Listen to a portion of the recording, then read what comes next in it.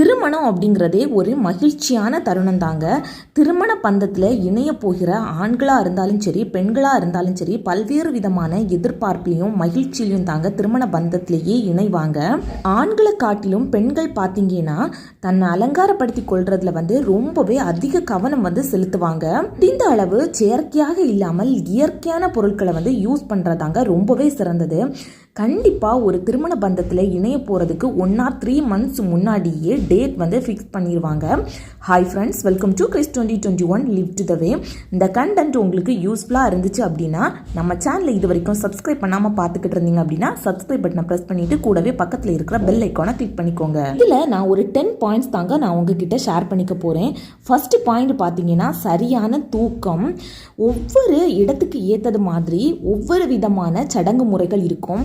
கண்டிப்பாக photo shoot, இந்த சடங்கு முறை அப்படின்னு சொல்லிக்கிட்டு ரொம்பவே ஸ்ட்ரெஸ் ஆகிறதுக்கு சான்ஸ் இருக்குது.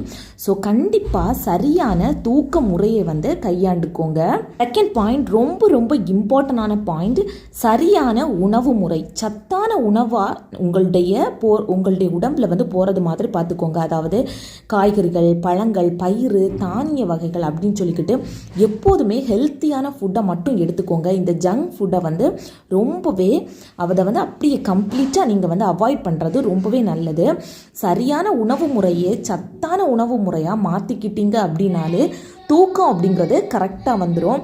ஸோ எல்லாத்துக்குமே அடிப்படையாக இருக்கிறது அப்படின்னு பார்த்தீங்கன்னா இந்த உணவு முறை மட்டும்தான். தேர்ட் பாயிண்ட், ட்ரெஸ்ஸாக இருக்கட்டும் இல்லது ஜுவல்ஸாக இருக்கட்டும், இதெல்லாமே பர்ச்சேஸ் பண்ணுறது கூடுமான வரைக்கும் ஒரு 1 month முன்னாடியே எல்லாமே பர்ச்சேஸ் பண்ணி ரெஸ்ட் எடுத்துக்கோங்க. இல்லை அப்படின்னு பார்த்தீங்கன்னா அந்த டைம் போய் நீங்கள் பர்ச்சேஸ் பண்ணும்போது நீங்களும் ரொம்பவே டல்லாகி ஸ்ட்ரெஸ் ஆகி ஏதோ மாதிரி உங்களுக்கு ஃபீல் ஆகும். ஸோ கண்டிப்பாக இது பர்ச்சேசிங் அப்படிங்கிற ஒரு மேட்டரையே ஒரு 1 month முன்னாடியே கம்ப்ளீட்டாக முடிக்கிறது மாதிரி பார்த்துக்கோங்க. கண்டிப்பாக உங்களுக்கு இந்த டைமில் நீங்கள் ரெஸ்ட் எடுக்கிறதுக்கு ரொம்பவே சான்ஸ் கிடைக்கும். ஃபோர்த் பாயிண்ட், தலைமுடி பராமரிப்பு. நம்ம ஆர்டிஃபிஷியலாக போகும்போது அந்த டைம் மட்டும் பார்க்குறதுக்கு ரொம்பவே நல்லா இருக்கும்.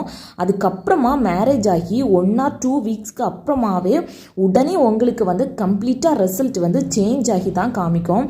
ஸோ எப்போதுமே நேச்சராக எடுத்துக்கோங்க. அதாவது உங்களுடைய தலைமுடி பராமரிப்புக்கு வீக்லி ஒரு 3 நாள் பார்த்தீங்கன்னா ஆயில் ஃபுல்லாக அப்ளை பண்ணிக்கோங்க. எந்த நாள் நீங்கள் ஆயில் அப்ளை பண்ணுறீங்களோ அதே நாள் ஏதாச்சும் ஒரு ஹேர் மாஸ்க் ப்ரிப்பேர் பண்ணி போட்டுக்கோங்க. கண்டிப்பாக இது உங்கள் ஹேரை ரொம்பவே ஹெல்த்தியாக மெயின்டைன் பண்ணும். மாஸ்காக இருக்கட்டும் இல்லது ஹேர் ஆயிலாக இருக்கட்டும், தற்சமயத்துக்கு அப்படின்னுட்டு இல்லாமல் லைஃப் லாங் உங்களை ஹெல்த்தியாக மெயின்டைன் பண்ணுறதுக்கு ரொம்பவே ஹெல்ப்பாக இருக்கும்.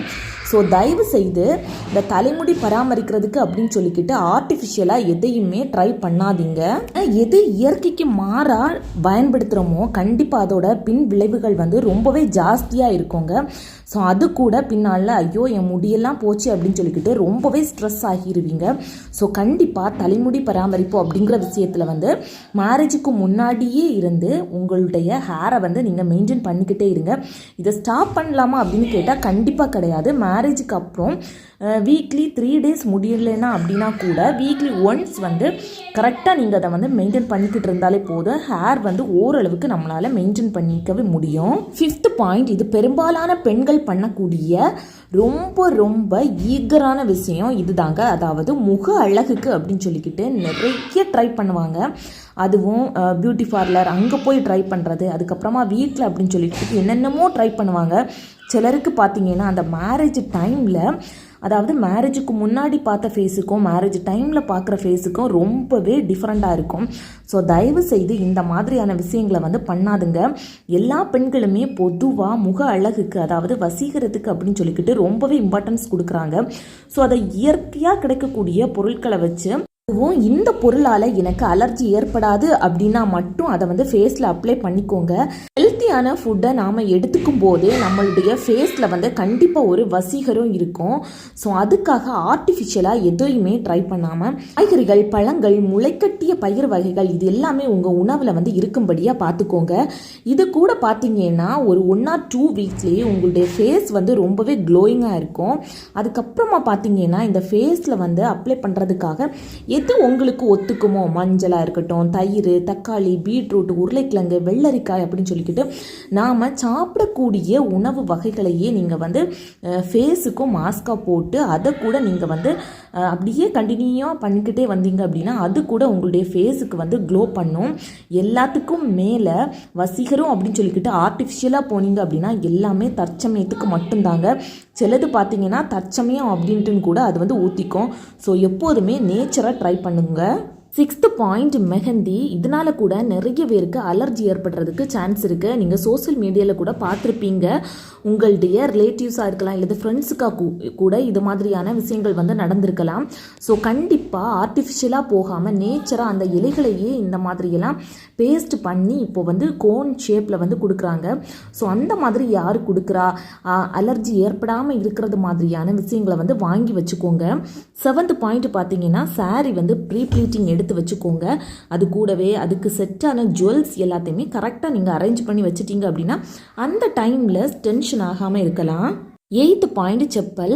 கண்டிப்பாக உங்களுடைய கால் அளவுக்கு ஏற்றது மாதிரியான செப்பலை மட்டும் நீங்கள் வந்து பர்ச்சேஸ் பண்ணி வாங்கி வச்சுக்கோங்க. இல்லை அப்படின்னு பார்த்தீங்கன்னா அந்த டைமில் நிறைய நேரம் நிற்க வேண்டியது, நடக்க வேண்டியது, ஃபோட்டோ ஷூட்டுக்கு எல்லாமே போஸ் கொடுக்க வேண்டியது, அந்த மாதிரியான விஷயங்கள் எல்லாம் நீங்கள் வந்து பண்ணும்போது ரொம்பவே எரிச்சலாக இருக்கும். கால் கூட உளைச்சல் வந்து ஏற்படுறதுக்கு சான்ஸ் இருக்குது. ஸோ இதுலேயும் கவனம் செலுத்திக்கோங்க. 9th point makeup. கண்டிப்பாக நீங்கள் வந்து இதை லைஃப் லாங் கண்டினியூ பண்ணுவீங்க அப்படிங்கிற ஒரு விஷயத்தை வந்து உங்களுக்கு மேக்கப் பண்ணுறவங்கக்கிட்ட வந்து கேட்டுக்கோங்க. த்ரெட்டிங் வந்து நான் இப்போ மட்டும்தான் பண்ணுவேன் அப்படின்னா கண்டிப்பாக அதை வந்து கண்டினியூ பண்ணினா மட்டும்தான் பார்க்குறதுக்கு நல்லா இருக்கும். அதுக்கப்புறமா பார்த்தீங்கன்னா உங்களுடைய முக பாவனைக்கு ஏற்றது மாதிரி ரொம்பவே சிம்பிளாக வந்து மேக்கப் வந்து போட்டுக்கோங்க. இல்லை அப்படின்னு பார்த்தீங்கன்னா கூடுமான வரைக்கும் நேச்சரான ப்ராடக்ட்ஸ் எது அப்படின்னு சொல்லிக்கிட்டு அவங்கக்கிட்ட கேட்டு தெரிஞ்சுக்கோங்க. கண்ட க்ரீம் அது இதுன்னு அப்ளை பண்ணி பின் நாட்களில் வந்து ஏதாச்சும் உங்களுக்கு ஒவ்வாமை ஏற்படுறதுக்கு ரொம்பவே சான்ஸ் இருக்குது. ஸோ இந்த மாதிரியான சின்ன சின்ன விஷயங்களில் வந்து கண்டிப்பாக கவனத்தை வந்து செலுத்திக்கோங்க. 10வது பாயிண்ட் என்ன அப்படின்னு பார்த்தீங்கன்னா 1 வீக்குக்கு முன்னாடியே ப்ரீ மேக்கப் அப்படிங்கிறத லைட்டாக நீங்கள் வந்து போட்டு பார்த்துக்கோங்க. உங்களுடைய சாரீ, ஜுவல்ஸு, அதுக்கப்புறமா ஹேர் ஸ்டைல், அதுக்கப்புறமா முகத்துக்கு நீங்கள் என்னென்ன பண்ணுவீங்க அப்படிங்கிறத லைட்டாக ஒரு 1 வீக் முன்னாடி ப்ரீ மேக்கப் லுக் வந்து போட்டு பார்த்துக்கோங்க. கண்டிப்பாக இப்போது எல்லாருமே இந்த மேக்கப் ஆர்டிஸ்ட் அப்படிங்கிறவங்கள வந்து கூப்பிட்றாங்க. ஸோ அவங்கக்கிட்டயே நேச்சர் அது, ஆர்டிஃபிஷியல் எது கண்டினியூ பண்ணலாம் அப்படிங்கிறத டீட்டெயில் கேட்டாலே அவங்களே டீட்டெயிலாக எல்லாமே சொல்லி கொடுத்துருவாங்க. ஸோ இந்த ப்ரீ மேக்கப் வந்து அந்த டைமில் வந்து டென்ஷன் ஆகாமல் இருக்கும். ஸோ கண்டிப்பாக உங்களுக்கு இந்த வீடியோ பதிவு யூஸ்ஃபுல்லாக இருந்திருக்கும் அப்படின்ட்டு நினைக்கிறேன். யூஸ்ஃபுல்லாக இருந்துச்சு அப்படின்னா லைக் பட்டனை ப்ரெஸ் பண்ணிக்கோங்க. உங்களுடைய ஃப்ரெண்ட்ஸோ ஃபேமிலி மெம்பர்ஸில் யாராச்சும் உங்களுடைய சகோதர சகோதரிகள் இருந்தாங்க அப்படின்னா இப்போ தான் திருமண பந்தத்தில் இணைய போகிறாங்க அப்படின்னா அவங்களுக்கு கண்டிப்பாக இந்த வீடியோ வந்து யூஸ்ஃபுல்லாக இருக்கும். ஸோ அவங்களுக்கும் இந்த வீடியோவை வந்து ஷேர் பண்ணிவிடுங்க. Thank you. Thought to love yourself, everything will be changed.